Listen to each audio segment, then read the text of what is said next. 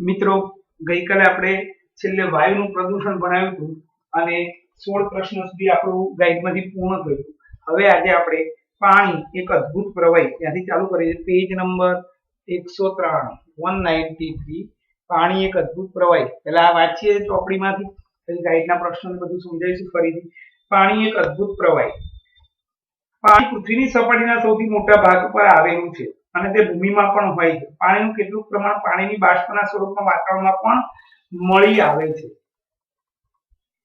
પાણી પૃથ્વીની સપાટી પર મોટા ભાગે પૃથ્વીનો 75% ભાગ પાણીથી રોકાયેલો છે અને તે ભૂમિની અંદર એટલે કે ભૂગર્ભીય જળ તરીકે પણ હોય છે.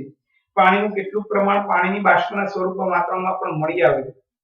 પૃથ્વીની સપાટી પર મળી આવતું પાણી મોટે ભાગે દરિયામાં અને મહાસાગરોમાં હોય છે અને તે ખારું હોય છે. શુદ્ધ પાણી બરફ સ્વરૂપમાં બંને ધ્રુવો પર અને બરફથી આચ્છાદિત પહાડ પર્વતો પર મળી આવે છે. શુદ્ધ પાણી જે છે એ બરફ પર્વતો પર હિમાચ્છાદિત પ્રદેશોમાં મળી આવે છે. ભૂમિગત પાણી અને નદીઓ, ઝરણાઓ અને તળાવોના પાણી પણ શુદ્ધ હોય છે. એટલે કે આપણે જે સોસાયટીમાં જે પાણી આપણે બોર દ્વારા ખેંચીને આપણે વાપરીએ છીએ એ પાણી પણ શુદ્ધ હોય છે. છતાં પણ આ પાણીની પ્રાપ્યતા વિભિન્ન સ્થાનો પર ભિન્ન ભિન્ન હોય છે. ઉનાળામાં મોટાભાગના વિસ્તારમાં પાણીની અછત સર્જાય છે. ગ્રામ્ય વિસ્તારોમાં જ્યાં પાણીની પ્રાપ્યતાની વ્યવસ્થા હોતી નથી ત્યાંના લોકોનો ઘણો ખરો સમય ઘણી દૂરથી પાણી લાવવામાં જાય છે. ઘણા ગામડાઓ એવા છે કે ત્યાં આગળ પાણીની પ્રાપ્યતા હોતી નથી, એટલે 2-2, 3-3, 5-5 કિલોમીટર દૂર સુધી લઈને પાણી લેવા જવું પડતું હોય. પ્રવૃત્તિ. ઘણી બધી નગરપાલિકાઓ પાણીની પ્રાપ્યતાને વધારવા માટે પાણીના સંગ્રહણની તકનીકો ઉપર કાર્ય કરી રહ્યા છે. તપાસ કરો કે તે કઈ તકનીક છે અને તેનો ઉપયોગ આવશ્યક પાણીની માત્રા વધારવામાં કઈ રીતે સહાયક બને છે. પરંતુ પાણી આટલું જરૂરી કેમ છે અને શું બધા જ પ્રાણીઓને પાણીની જરૂરિયાત હોય છે? બધી જ કોષીય પ્રક્રિયાઓ પાણીના માધ્યમમાં થાય છે. આપણા શરીરમાં પણ 90% પાણી છે. આપણા શરીરની બધી જ જૈવિક ક્રિયાઓ, કોષની અંદરની પણ બધી જૈવિક ક્રિયાઓ બધી જ એ પાણીના માધ્યમ દ્વારા થાય છે. તે માટેના જરૂરી પદાર્થો પાણીમાં ઓગળેલા પદાર્થમાં કોષની અંદર થાય છે. તે માટેના જરૂરી પદાર્થો પાણીમાં ઓગળેલા પદાર્થમાં થાય છે. શરીરના એક ભાગથી બીજા ભાગમાં પદાર્થોનું સંવહન દ્રવ્ય અવસ્થામાં થાય છે. આપણે જે પણ ખોરાક ખાઈએ છીએ એ ખોરાક રુધિરમાં પડે. રુધિરની અંદર મોટા ભાગનું પાણી હોય. એ પાણી દ્વારા એક ઘટકનું બીજી ઘટક, એક જગ્યાથી બીજી જગ્યા સુધી કોઈ પણ પદાર્થ, ઉત્સર્ગ દ્રવ્ય, જરૂરી દ્રવ્ય, કોઈ પણ ઘટકનું વહન શક્ય બને છે. એટલા માટે જીવંત પ્રાણી પોતાને જીવવા માટે તેમના શરીરમાં પાણીની માત્રાને સંતુલિત રાખે. આપણે જીવવું હોય તો આપણા શરીરમાં પાણીની માત્રા ચોક્કસ હોવી જોઈએ. સ્થળક પ્રાણીઓને જીવન ટકાવવા માટે શુદ્ધ પાણીની જરૂરિયાત હોય છે અને ખારા પાણીમાં મીઠાનું પ્રમાણ વધારે હોવાને કારણે પ્રાણીઓના શરીર તેઓ સહન કરી શકતા નથી. એટલા માટે પ્રાણીઓ અને વનસ્પતિઓ પૃથ્વી પર જીવન રાખવા માટે સરળતાથી પાણીની પ્રાપ્યતાના સ્ત્રોતની જરૂરિયાત છે.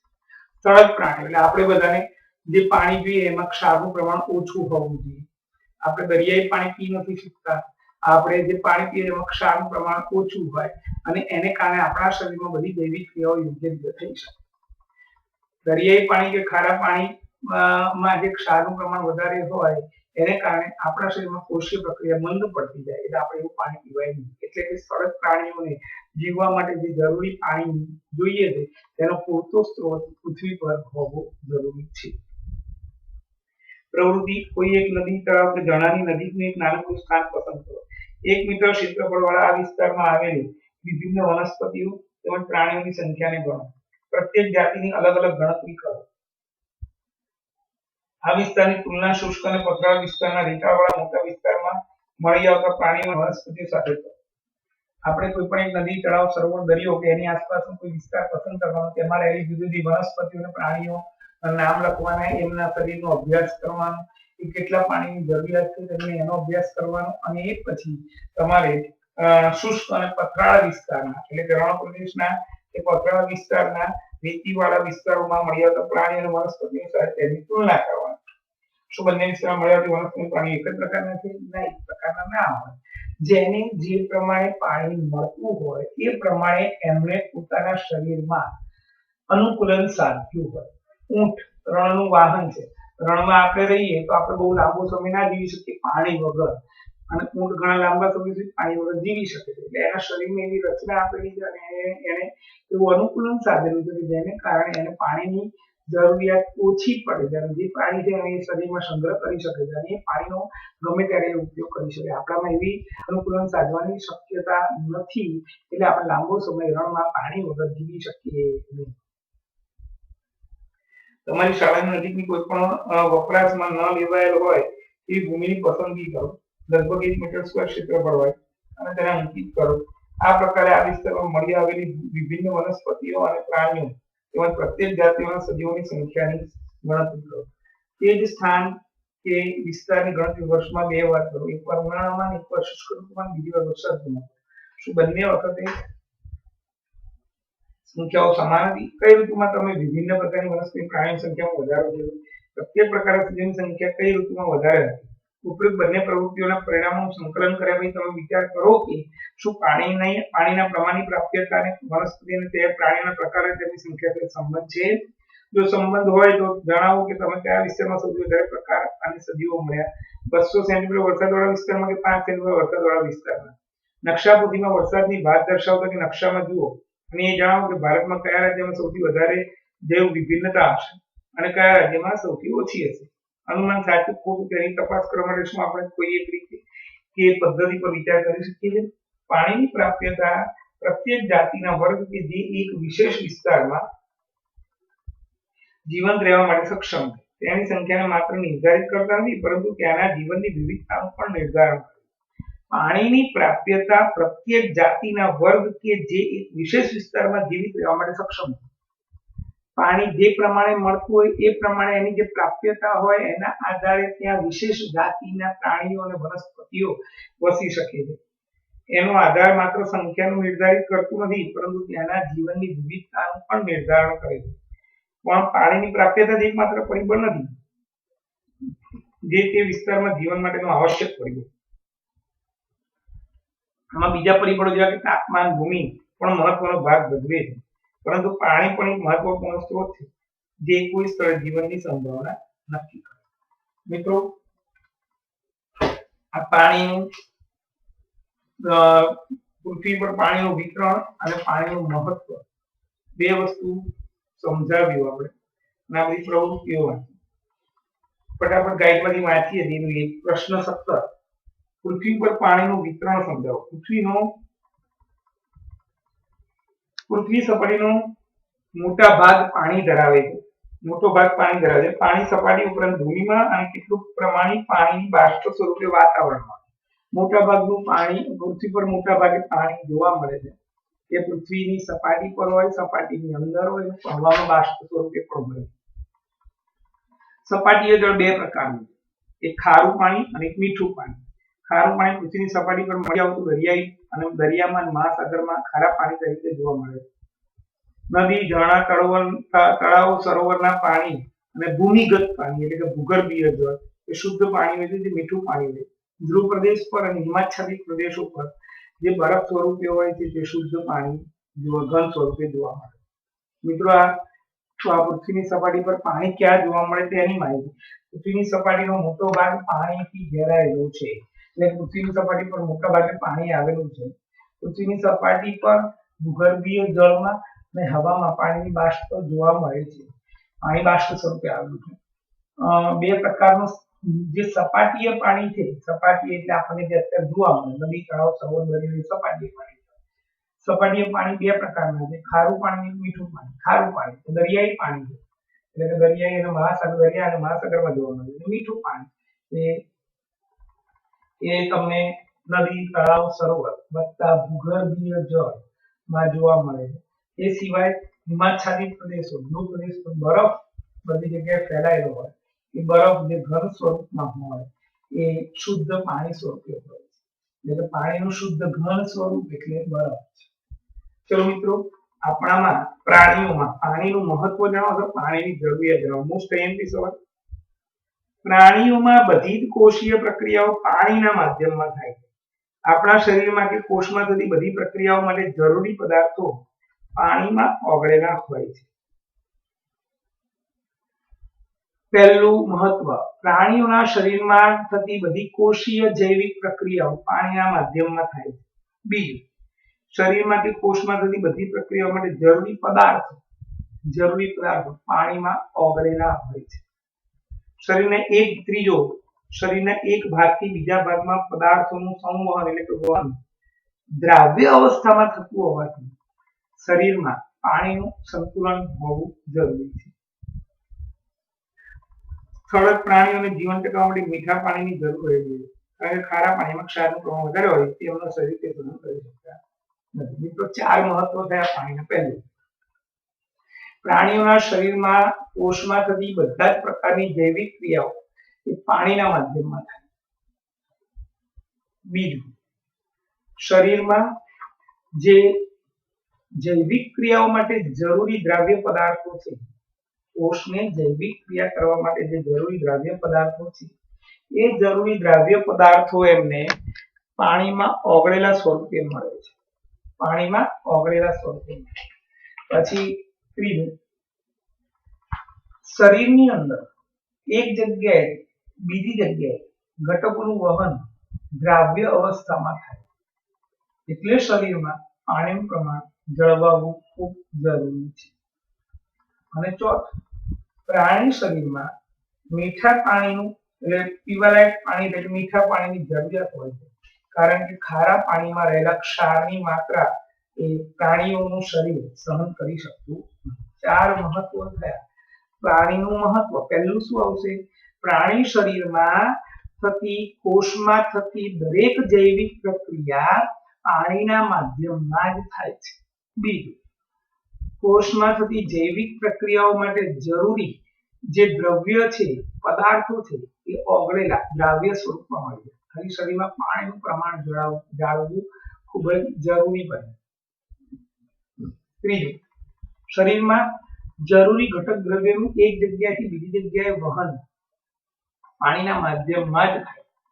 અને ચોથું, શરીરની અંદર મીઠા પાણીની જરૂરિયાત હોય છે, આથી પ્રાણીનું શરીર ખારા પાણીમાં રહેલા ક્ષારની માત્રાને સહન કરી શકતા નથી, એટલે પ્રાણીના શરીરમાં મીઠું પાણી રીઝવવું જરૂરી છે.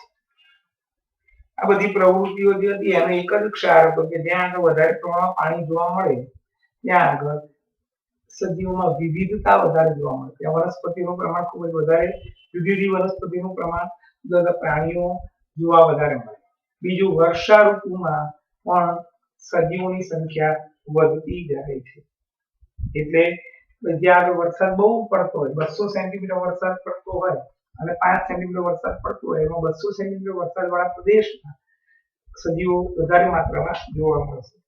ભારતમાં અસમ, મેઘાલય, પશ્ચિમ ઘાટ એટલે કે મહારાષ્ટ્રથી કેરળ એટલે કે રાજ્યના દરિયા કિનારા તરફનો વિસ્તારમાં સૌથી વધારે જૈવ વિવિધતા જોવા મળે છે, અને રાજસ્થાનમાં સૌથી ઓછી જૈવ વિવિધતા જોવા મળે છે.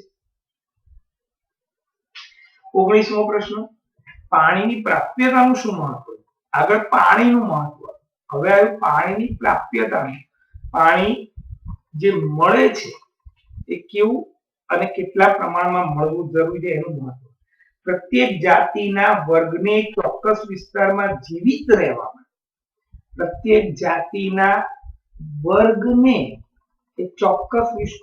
જીવિત રહેવા માટે પાણીની પ્રાપ્યતા સક્ષમ બનાવે છે. પ્રત્યેક વિસ્તારમાં કોઈ ચોક્કસ જાતિના વર્ગને જીવિત રહેવા માટે પાણીની પ્રાપ્યતા સક્ષમ બનાવે છે. ઊંટ અને આપણે બંને જુદા જુદા સ્થળે રહીએ અને પાણીની પ્રાપ્યતા પણ જુદી જુદી હોય, એને કારણે એ પાણીની પ્રાપ્યતાને આધારે આપણે જ્યાં ચોક્કસ વધારે પ્રમાણમાં પાણી મળતું હોય પીવાલાયક ત્યાં જ આપણે જીવી શકીએ, એટલે એવો જ વિસ્તાર આપણે રહેવા માટે પસંદ કરવો પડે. ઊંટ માટે રણ પ્રદેશ ચાલે. બીજું, તે માત્ર સજીવની સંખ્યાનું નિર્ધારણ કરતા નથી, એટલે પાણીની પ્રાપ્યતા જે પ્રમાણે હોય એ પાણીની પ્રાપ્યતા માત્ર સજીવ કેટલા છે એનું સંખ્યાનું નિર્ધારણ નથી કરતા, પણ ત્યાં સજીવોની વિવિધતા પણ કેટલી જોવા મળે એ પણ નિર્ધારણ કરે છે. આમ પાણીની પ્રાપ્યતા એ જે તે વિસ્તાર માટે સજીવોનું આવશ્યક પરિબળ છે. જે તે સ્થળની જીવનની સંભાવના નક્કી કરવું તે મહત્વપૂર્ણ છે. એટલે કે પાણીની પ્રાપ્યતા પ્રાપ્ત પ્રાપ્યતા એ 4 મુદ્દા માટે પાણીની પ્રાપ્યતાનું મહત્વ 4 મુદ્દા માટે. પહેલું, પ્રત્યેક જાતિના વર્ગને ચોક્કસ વિસ્તારમાં જીવવા માટે પ્રાપ્યતા સક્ષમ પાણીની પ્રાપ્યતા સક્ષમ બનાવે. બીજું, તે માત્ર સજીવની સંખ્યાનું નિર્ધારણ કરતા નથી પરંતુ ત્યાં રહેલી જૈવ વિવિધતાનું પણ નિર્ધારણ કરે. ત્રીજું, જીવન માટેનું આવશ્યક પરિબળ. અને ચોથું, પાણીનો સ્ત્રોત એ જે તે સ્થળે સજીવોની સંભાવના નક્કી કરતો, સજીવોના જીવનની સંભાવના નક્કી કરતો મહત્વનો સ્ત્રોત. મિત્રો, આમાં મહત્વના 2 સવાલ. પહેલો, પૃથ્વી પર પાણીનું એટલે કે 17મો સવાલ બને પૃથ્વીની સપાટી પર પાણીનું વિતરણ એટલે કે નદી તળ સપાટીય જળ, ભૂગર્ભીય જળ અને હવામાં પાણીની બાષ્પ. સપાટીય જળના 2 ભાગ, ખારું પાણી એટલે કે દરિયાનું મહાસાગરનું પાણી અને મીઠું પાણી નદી, તળાવ, સરોવર, ઝરણા વગેરે. ભૂગર્ભીય જળ શુદ્ધ પાણી અને હિમાચલી પ્રદેશ પર બરફ જે રહેલો છે, બરફ પણ શુદ્ધ સ્વરૂપે ઘન સ્વરૂપમાં શુદ્ધ ઘન સ્વરૂપનું પાણીનું સ્વરૂપ છે. અને મિત્રો, બીજો સવાલ, પાણીનું મહત્વ. 4 મુદ્દા. આપણા શરીરમાં, પ્રાણીઓના શરીરમાં, આપણા એટલે પ્રાણીઓના શરીરમાં થતી બધી જૈવિક ક્રિયાઓ પાણીના માધ્યમમાં થાય.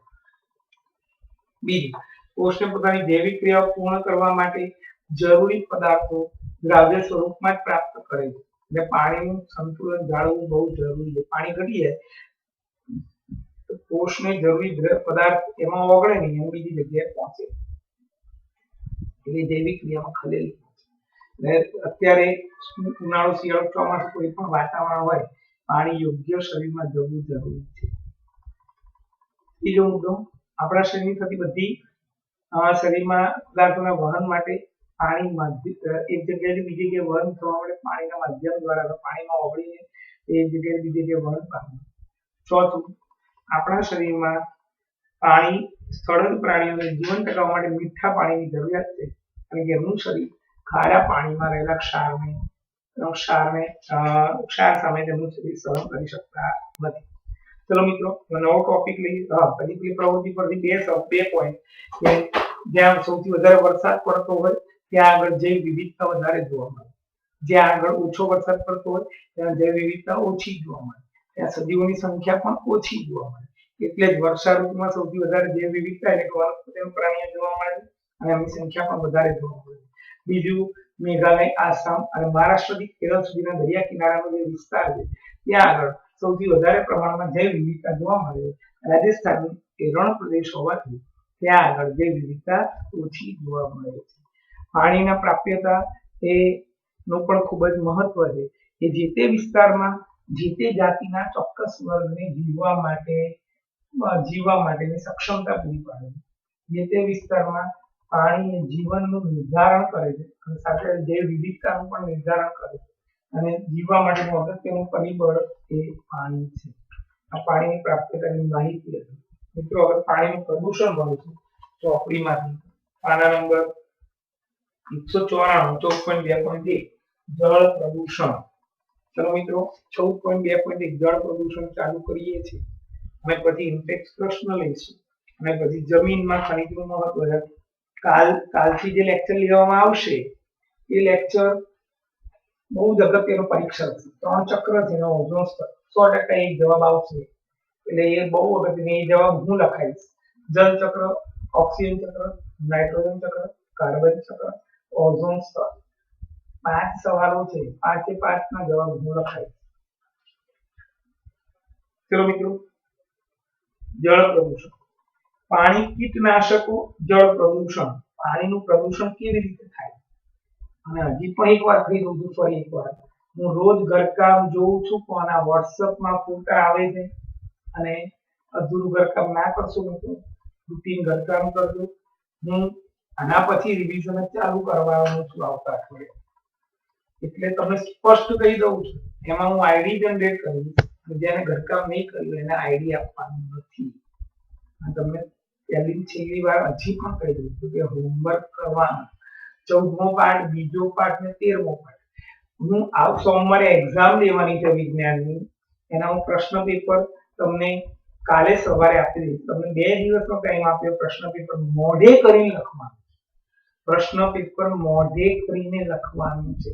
બહુ સરસ પેપર કાઢીશું. પ્રશ્ન 34 થી 57 ના ચેપ્ટર 2 ના સાયન્સમાં એના બધા સવાલો અહીંયા આપીશ તમને. એ તમારે મોઢે કરીને લખવાનું છે.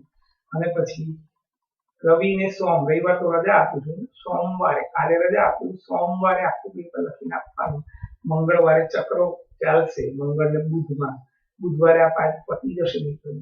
મારો કોર્સ તો એક પાઠ બાકીનો છઠ્ઠો, અને પછી રિવિઝન એકદમ છઠ્ઠો લઈ લેવો, છઠ્ઠો લઈ લેવો. 5 દિવસનો પાઠ છે. બુધ ગુરુ શુક્ર શનિ અને સોમ, એટલે કોર્સ પતી હશે 20 તારીખે. અને પછી રિવિઝન. જેને ઘરકામ નહીં કર્યું હોય એને 100% રિવિઝન નહીં થાય. હા, એસાઇનમેન્ટ આપવાનું પણ રિવિઝન નહીં થાય. આ સ્પષ્ટ કહી દઉં. ચલો, જળ પ્રદૂષણ, પાણીનું પ્રદૂષણ કેવી રીતે થાય છે? પાણી કીટનાશકો અને ખાતરોને પણ ઓગાળે છે. પાણી કીટનાશકો એટલે કે આપણે જે પેસ્ટિસાઇડ કે જંતુનાશક દવા નાખીએ છીએ કે રાસાયણિક ખાતર નાખીએ, ખેડૂત શું કરે? પાણીમાં ઓગાળીને પંપમાં ભરીને બધી જગ્યાએ છંટકાવ, જેનો ઉપયોગ આપણે ખેતરોમાં કરીએ. આમ આ પદાર્થનો કેટલાક પ્રતિશત ભાગ પાણીમાં જાય. આપણા શહેર કે નગરના નાળાનું પાણી અને ઔદ્યોગિકનો કચરો પણ નદીઓ, ઝરણામાં સંગ્રહ થાય. કેટલાક વિશિષ્ટ ઉદ્યોગોની ઘણી બધી ક્રિયાઓમાં ઠંડક જાળવી રાખવા માટે પણ પાણીનો ઉપયોગ કરવામાં આવે છે. અને આ પ્રકારે ગંદા ગરમ પાણીને જળાશયમાં પાછું વેવડાવવામાં આવે. જ્યારે બંધમાંથી પાણીને છોડવામાં આવે ત્યારે નદીઓના પાણીના તાપમાન પર પણ અસર થાય. ઊંડા જળાશયમાં અંદરના સ્તરનું પાણી ઉપરના સ્તરના પાણી કરતાં વધુ ઠંડુ હોય છે. ઉપરની સપાટીનું પાણી સૂર્ય દ્વારા ગરમ થાય. આ બાબત બધા જળાશયોમાં મળી આવતા સજીવોના પ્રકારને વિવિધ પ્રકારે અસર કરે. કેટલાક સજીવોની વૃદ્ધિને પ્રોત્સાહિત કરે, કેટલાક નુકસાન પહોંચાડે. તો આ પ્રણાલીમાં આવેલા વિભિન્ન સજીવોના સંતુલનને બગાડી શકે. આમ પાણીના પ્રદૂષણ શબ્દનો ઉપયોગ આપણે નીચેની અસરો જોવા માટે કરીએ છીએ. જો મિત્રો, પહેલું શું થાય છે? જળ પ્રદૂષણ કેમ થાય છે એની માહિતી, અને પછી જળ પ્રદૂષણની હાનિકારક અસરો કઈ જોવા મળી, એ 2 પ્રશ્ન થયા. જળ પ્રદૂષણ કેમ થાય છે? મિત્રો, કીટનાશક અને ખાતરો, રાસાયણિક ખાતર એને પાણીમાં ઓગાળીને એનો છંટકાવ ખેતરોમાં કરવામાં આવે. પરિણામે થાય શું કે ટાંકીમાં એ પાણી ભરી દે અને એનો છંટકાવ બધે કરે. હવે એ પાણીનો થોડો ઘણો ભાગ ચોખ્ખા પાણીમાં ભેગો થઈ જાય. એટલે કીટનાશક અને રાસાયણિક ખાતરના અમુક ભાગ એ આપણા ચોખ્ખા પાણીમાં પણ જતા, એટલે પાણી પ્રદૂષિત. બીજો પોઈન્ટ મિત્રો, કે આપણા શહેરોમાં જે ફેક્ટરીઓ ચાલતી હોય એ ફેક્ટરીઓમાં જે નકામું કેમિકલની ફેક્ટરીની વાત છે, એમાં જે નકામું પાણી જે બહાર નીકળે કલરનું, એ બધું નદી તળાવ આમ તો ખરેખર ના નખાય. એને ભેગું કરીને કોર્પોરેશન એ લઈ જાય. જે ભૂલે ચૂકે આવું કામ કરે એ ઇલીગલ કામ.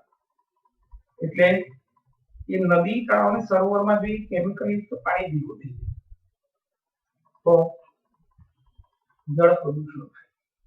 બીજો પણ, ઘણી ફેક્ટરીઓમાં એવું છે કે અંદર રહેલા સાધનો ઠંડા રાખવા, એટલે આપણે બધું ઠંડુ પાણી ત્યાં અંદર એની આજુબાજુ મૂકવું પડે. એને કારણે એ ઠંડુ પાણી ધીમે ધીમે ગરમ થાય, અને ગરમ પાણી જળાશયમાં વેવડાઈ જાય. ચોથું પ્રદૂષણ, બંધમાંથી જે પાણી છોડવામાં આવે એ પાણી જ્યારે આપણે જળાશયમાં ભેગું થાય ત્યારે જે જળાશયમાં નીચેના સ્તરનું પાણી જે વધારે ઠંડુ હોય અને ઉપરના સ્તરનું જે પાણી જે વધારે ગરમ હોય, એ તાપમાનનો તફાવત હોય છે. બંધમાંથી જ્યારે પાણી છોડવામાં આવે એને કારણે નીચેનું પાણી જે ઠંડુ હોય એનું તાપમાન વધી જાય, અને એને કારણે નીચે જે પ્રાણીઓ, જળચર પ્રાણીઓ સપાટીમાં એની વનસ્પતિઓ એ બધાને જે તાપમાનનું યોગ્ય અનુકૂલન તાપમાન વાળું પાણી મળવું જોઈએ એ ન મળતા એમને હાનિ પહોંચે.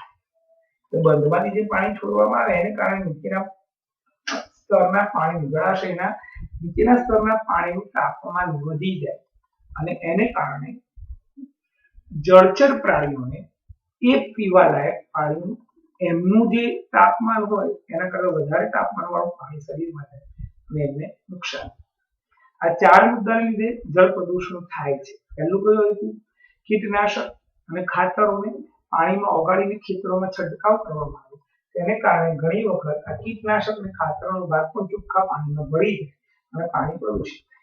બીજો મુદ્દો કે આપણા શહેરમાં જે નાળાનું પાણી અને ઉદ્યોગોનો કચરો, નદીઓ, નાળાનું પાણી, ઉદ્યોગોનો કચરો, ઘણી જગ્યાએ ગટર લઈને હમણાં બન્યું, ગટર લઈને જ નથી, બધો કચરો અને ગટર બધું ખાળકું વાપર એ બધું બહાર નીકળે ગામડાઓમાં એવું, એટલે નાળાઓમાં બધો કચરો ભેગો થાય, પછી નદી તળાવ ઝરણામાં બધો કચરો નાખી દેવામાં આવે એને કારણે પાણી પ્રદૂષિત થાય.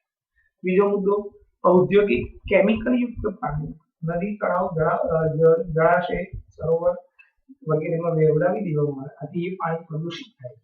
ચોથો મુદ્દો ઘણા ઉદ્યોગોમાં સાધનોને ઠંડા રાખવા પડે, તેની આસપાસ ઠંડુ પાણી હોય, એ ઠંડુ પાણી ધીમે ધીમે ગરમ થાય એટલે એને પાછું જળાશયમાં વેવડાવી દેવામાં આવે.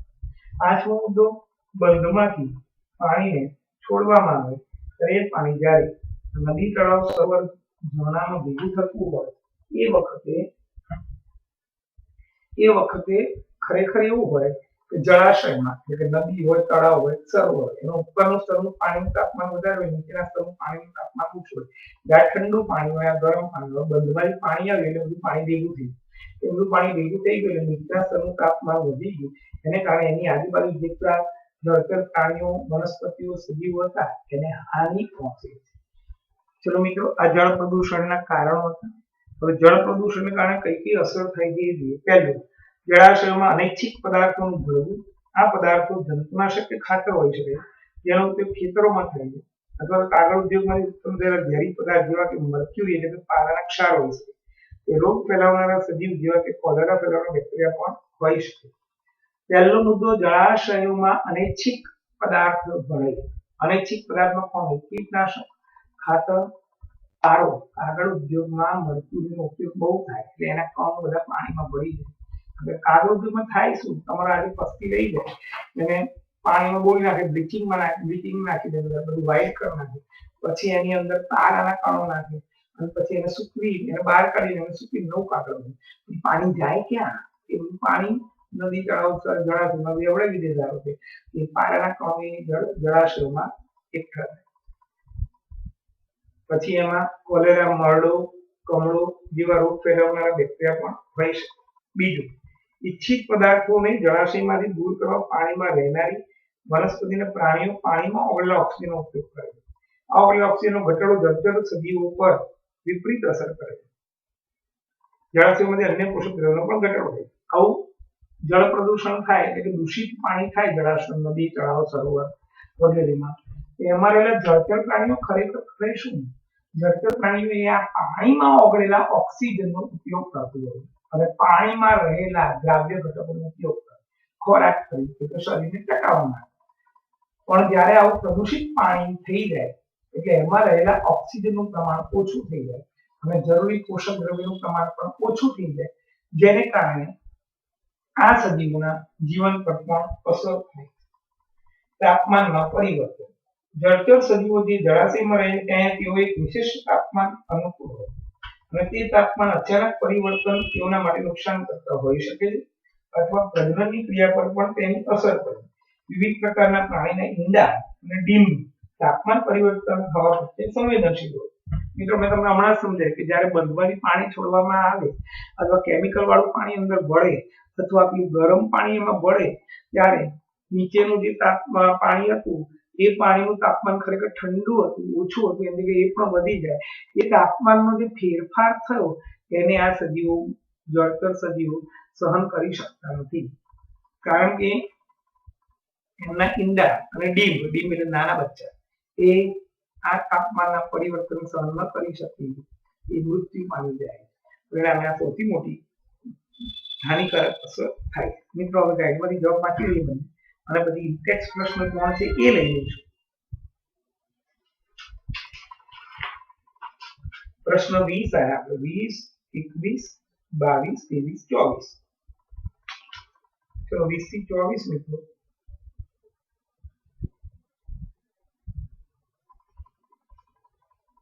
चलो स्टार्ट करिए. 20, 21, 22, 23, 24. પહેલું 20 જળ પ્રદૂષણ એટલે શું? જળ પ્રદૂષણ કેવી રીતે થાય?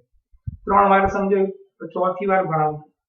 પાણીમાં હાનિકારક પદાર્થો અથવા અનિચ્છનીય પદાર્થોનો ઉમેરો થતા તે ઉપયોગ માટે નકામું બને તેને જળ પ્રદૂષણ કહેવાય છે. પાણીમાં હાનિકારક અનિચ્છનીય પદાર્થોનો ઉમેરો થતા એ પાણી ઉપયોગ માટે નકામું બની જાય તેને જળ પ્રદૂષણ કહેવાય છે. જળ પ્રદૂષણ મુખ્યત્વે માનવ પ્રવૃત્તિઓ વડે થાય છે. પહેલું, ખેતરમાં ઉપયોગમાં લેવાતા રાસાયણિક ખાતર અને કીટનાશકનો કેટલોક ભાગ પાણીમાં જતા પાણી પ્રદૂષિત થાય છે. બીજું આપણે સમજાયું, શહેર કે નગરના ગટર, નાળા, ગંદા પાણી કે નદી, જળાશયમાં ઠલવાતા ડિટર્જન્ટ, સુએજ કચરો, બેક્ટેરિયા, વાયરસ, પ્રજીવ વગેરે પાણીમાં ભળી પાણીને પ્રદૂષિત કરે.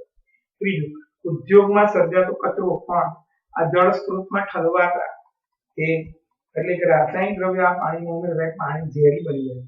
ચોથું, કેટલાક વિશિષ્ટ ઉદ્યોગો જેમ કે થર્મલ પાવર સ્ટેશન, પછી પાવર પ્લાન્ટ એટલે વીજળી ઉત્પન્ન કરવા માટે એ વખતે પાણી ઠંડુ બહુ જરૂરી છે એટલે ઠંડક જાળવી રાખવા માટે પાણીનો ઉપયોગ થાય છે અને પછી એ પાણી ગરમ બની જાય અને ગરમ પાણીને જળાશયમાં વેવડાવી દેવામાં આવે. આ ગરમ પાણીને ઉષ્મીય પ્રદૂષણ કરી દેવામાં તમને સમજાય કે તાપમાન વધી જાય જળાશય એને કારણે એમાં રહેલા જળચર સજીવોને એ ખૂબ જ હાનિ થાય છે, તે પોતાનું જીવન ટકાવી શકતા નથી. અને જ્યારે બંધમાંથી પાણીને છોડવામાં આવે ત્યારે નદીઓના પાણીના તાપમાન પર પણ અસર જોવા મળે છે. હવે વાત કરીએ જળ પ્રદૂષણની અસરો. જળ પ્રદૂષણની અસરો નીચે મુજબ થાય. પહેલું, જળાશયમાં અનૈચ્છિક પદાર્થો જેવા કે ખાતરમાં ઉપયોગમાં લેવાતા જંતુનાશકો કે ખાતરો ભળવાથી અથવા કાગળ ઉદ્યોગમાં ઉત્પન્ન થતા પારાના કણો એટલે કે મર્ક્યુરીના કણો જેવા ઝેરી પદાર્થો અથવા ગટરના ગંદા પાણી દ્વારા કોલેરા, ટાઇફોઇડ રોગ ફેલાવનારો બેક્ટેરિયા પાણીમાં ભળે અને આ પ્રદૂષિત પાણી પીવા માટે કે અન્ય ઉપયોગમાં લેવાતા સ્વાસ્થ્ય પર હાનિકારક અસરો કરે. મિત્રો ફરી એકવાર બોલી દઈએ આપણે જળ પ્રદૂષણ એટલે શું, જળ પ્રદૂષણ કેવી રીતે થાય અને પછી જળ પ્રદૂષણની હાનિકારક અસરો બોલીશું. જળ પ્રદૂષણ એટલે શું? પાણીમાં જ્યારે હાનિકારક અનિચ્છનીય પદાર્થો ઉમેરાય અને તે પાણી ઉપયોગમાં લેવા માટે નકામું બને તો તેને જળ પ્રદૂષણ કહેવાય. જળ પ્રદૂષણ માનવ પ્રવૃત્તિઓ દ્વારા થાય છે જે નીચે મુજબ છે. પહેલા તો કીટનાશક અને ખાતરોને પાણીમાં ભેળવીને ખેતરોમાં છંટકાવ કરવામાં આવે છે તેને કારણે પણ જળ પ્રદૂષણ થાય. બીજો મુદ્દો, ગટરનો ગંદો કચરો, સુએજ કચરો, પછી વાયરસ, બેક્ટેરિયા, પ્રજીવ વગેરે જળાશયોમાં ભળે અને એ પાણી પ્રદૂષિત થાય. ત્રીજો મુદ્દો, ઔદ્યોગિક કચરો અને કેમિકલ યુક્ત પાણી જળાશયોમાં ભળતા એ પાણી પ્રદૂષિત થાય. ચોથો મુદ્દો, થર્મલ પાવર સ્ટેશન અથવા પાવર પ્લાન્ટમાં ઠંડક મેળવવા માટે પાણીનો ઉપયોગ કરવામાં આવે પછી એ પાણી ગરમ થઈ જાય એટલે એ ગરમ પાણીને જળાશયમાં વેવડાવવામાં આવે જે ઉષ્મીય પ્રદૂષણ કરી દે. પાંચમો મુદ્દો, બંધમાંથી છોડવામાં આવતા પાણીને કારણે પણ જળાશયોની અંદર તાપમાનમાં ફેરફાર થાય છે, ઉપરના સ્તરમાં નીચેના સ્તરમાં, એને કારણે પણ જળ પ્રદૂષણ થાય છે. મિત્રો આ જળ પ્રદૂષણ એટલે શું અને કેમ થાય છે એના વિશે સમજે. જળ પ્રદૂષણની હાનિકારક અસરો. પહેલું, જળાશયોમાં અનૈચ્છિક પદાર્થો જેવા કે ખેતરોમાં ઉપયોગમાં લેવાતા જંતુનાશક કે ખાતરો ભળવાથી અથવા કાગળ ઉદ્યોગમાં ઉત્પન્ન થયેલા પારાના ક્ષાર જેવા ઝેરી પદાર્થો અથવા ગટરના ગંદા પાણી દ્વારા કોલેરા કે ટાઇફોઇડ જેવા રોગ ફેલાવનારા બેક્ટેરિયા પાણીમાં ભળે અને પ્રદૂષિત પાણી પીવા માટે અન્યમાં ઉપયોગમાં લેવાતા સ્વાસ્થ્ય પર હાનિકારક અસર થાય. જળ પ્રદૂષણની હાનિકારક અસરનો પહેલો સવાલ, પહેલો પોઈન્ટ શું થયો કે પાણીની અંદર જંતુનાશક, કીટનાશક અને રાસાયણિક ખાતરોના રસાયણો ભળે તથા સાથે સાથે ઘણી વખત કોલેરા, મરડો, કમળો વગેરે થાય એવા સૂક્ષ્મજીવો ભળે જેને કારણે એ પીવાલાયક પાણી જો આપણે એ પાણી પીવાલાયક રહેતું નથી અને કોઈ પણ કારણસર એવું ગંદુ પાણી, પ્રદૂષિત પાણી આપણા શરીરમાં જાય તો આપણા સ્વાસ્થ્યને નુકસાન પહોંચાડે છે. સાથે સાથે કાગળ ઉદ્યોગમાં પાણીનો વપરાશ ખૂબ જ થાય છે તો એને કારણે પારાના ક્ષાર એ પાણીમાં ભળી જાય અને એ પારાના ક્ષારયુક્ત પાણી પણ આપણા શરીરમાં જાય તો પણ આપણા સ્વાસ્થ્યને નુકસાન પહોંચે. બીજું, જળાશયોમાં વસવાટ કરતી વનસ્પતિ અને પ્રાણીઓ પાણીમાં ઓગળેલા ઓક્સિજનનો ઉપયોગ કરે. જળાશયોમાં જૈવ વિઘટનીય પ્રદૂષકો ઉમેરાતા તેના વિઘટન માટે દ્રાવ્ય ઓક્સિજન વપરાય છે. દ્રાવ્ય ઓક્સિજનનો આ ઘટકો જળચર સજીવો પર વિપરીત અસર કરે છે. જળાશયોમાંથી બીજા પોષક દ્રવ્યોનો પણ ઘટાડો થાય છે. મિત્રો, આપણે પહેલી અસરમાં જોયું કે પારાના ક્ષાર ઉમેરાયા, કચરો ઉમેરાયો, રસાયણ ઉમેરાયું, સાથે સાથે સૂક્ષ્મ જીવો, વાયરસ, બેક્ટેરિયા, પરજીવો ઉમેરાયા અને એને વિઘટકો પણ કહેવાય. જળચર પ્રાણીઓ એ પાણીમાં ઓગળેલા ઓક્સિજનનો ઉપયોગ કરીને પોતાનું જીવન ટકાવી શકે.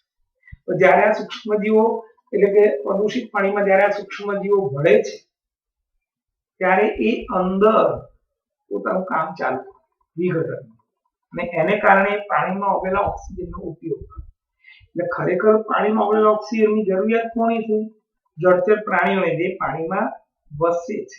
પણ હવે આ સૂક્ષ્મજીવો અંદર એડ થયા કે એને પણ પાણીમાં ઓગળેલા ઓક્સિજનનો ઉપયોગ કર્યો, એને કારણે જળચર પ્રાણીઓને પૂરતા પ્રમાણમાં પાણીમાં ઓગળેલો ઓક્સિજન મળી શકતો નથી અને એને કારણે એમને જરૂરી દ્રાવ્ય પદાર્થનું વિઘટન પણ થઈ શકતું નથી. જે ઓક્સિજન મેળવે એ ઓક્સિજનનો ઉપયોગ કરીને જળચર પ્રાણીઓ એ ઓગળેલા દ્રાવ્ય પદાર્થનું વિઘટન કરી પોતાનું પોષણ મેળવે. હવે એમને ઓક્સિજન પૂરતા પ્રમાણમાં નથી મળતો તો એ પ્રાણીઓ પાણીમાં ઓગળેલા દ્રાવ્ય પદાર્થનું વિઘટન કરવા માટે સક્ષમ નહીં બને અને એમને પૂરતા પોષણ નહીં મળે એટલે એમને સૌથી મોટું શરીરને નુકસાન થાય. એટલે કે એમને પૂરતા પ્રમાણમાં પાણીમાં ઓગળેલો ઓક્સિજન ન મળતા એમનું જીવન જોખમાય છે.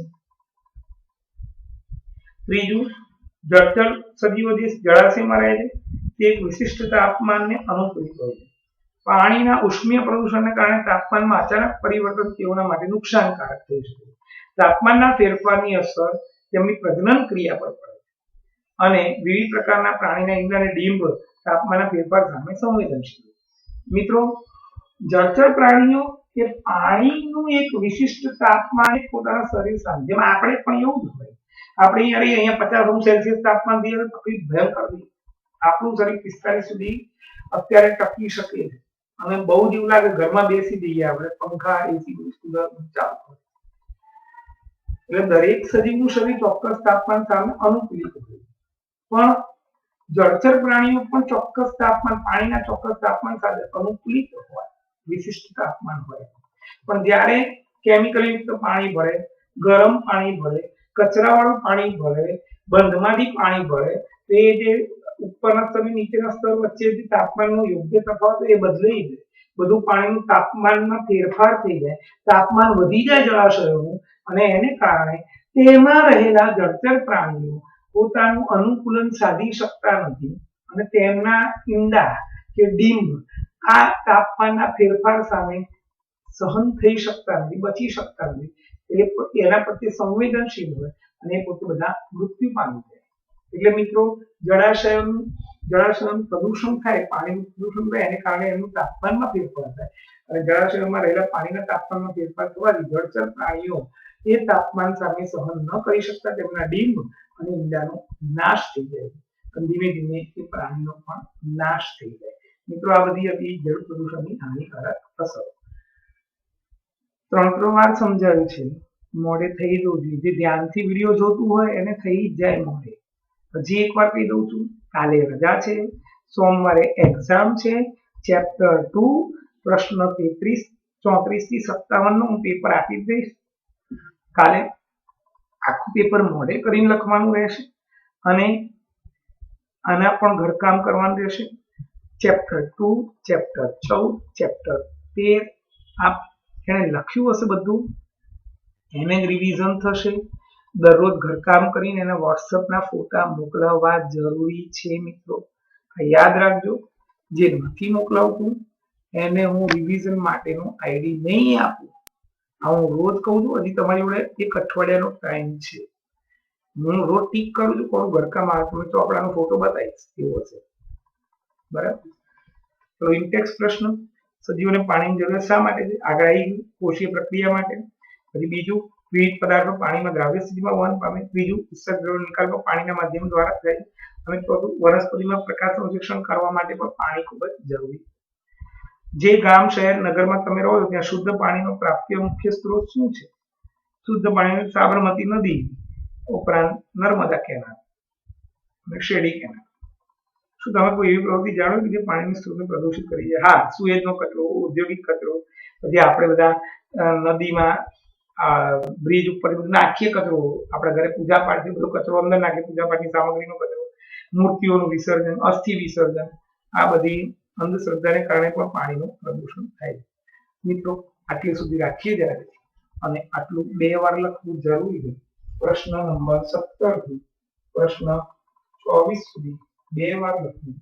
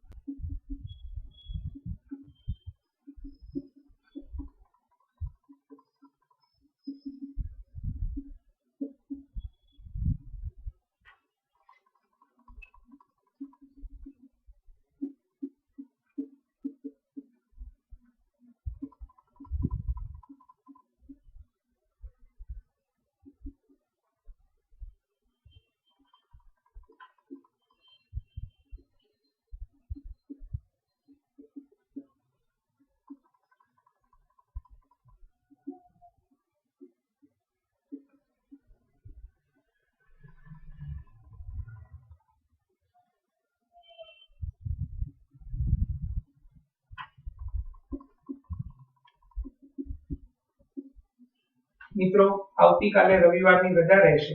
સોમવારે ચેપ્ટર 2 સાયન્સની એક્ઝામ છે, જેનું પેપર હું રવિવારે મૂકી દઈશ, 13/9/2020 ના રોજ. આ પેપર મોઢે કરીને લખવાના છે, ફોટો કરવાના રહેશે. પેપર તપાસવાનું નથી, એ જવાબ મોઢે કરીને જ લખીએ છીએ આપણે. અને હવે અત્યારે એસએસ નો લેક્ચર છે.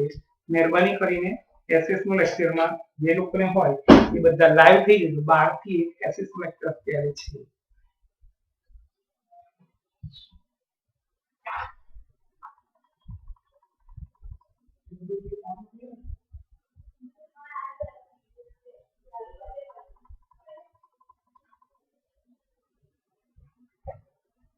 મિત્રો, 12 થી 1 અત્યારે એસએસ નો લેક્ચર છે.